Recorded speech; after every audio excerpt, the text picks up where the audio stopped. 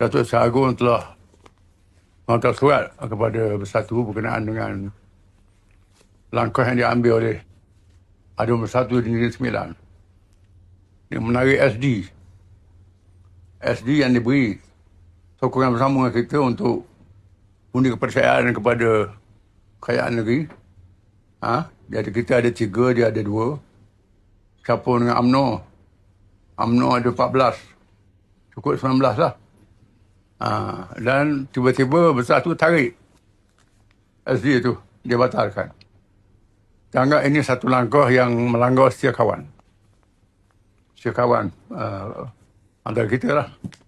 Alasan-alasan dia beri kita tak boleh terima lah. Sebab UMNO saya pun tak tarik. UMNO tak tarik. Tak tarik. Mengapa Bersatu tarik?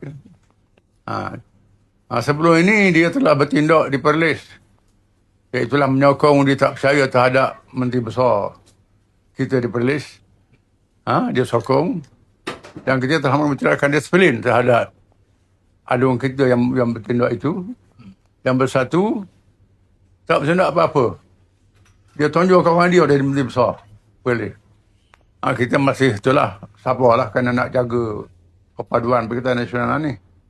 Bila berlaku Negeri Sembilan macam ni, kita akan kaji. Ni kita akan bincang dengan Perlis. Apa kita nak buat? Bila dia tak hormat Negeri Sembilan tu, apa lagi lah yang tu. Lepas tu yang ketiga pula ialah penjelasan SO di negeri Kedah. Timbalan speaker di Kelantan, tak? Speaker di Kedah, di Kelantan.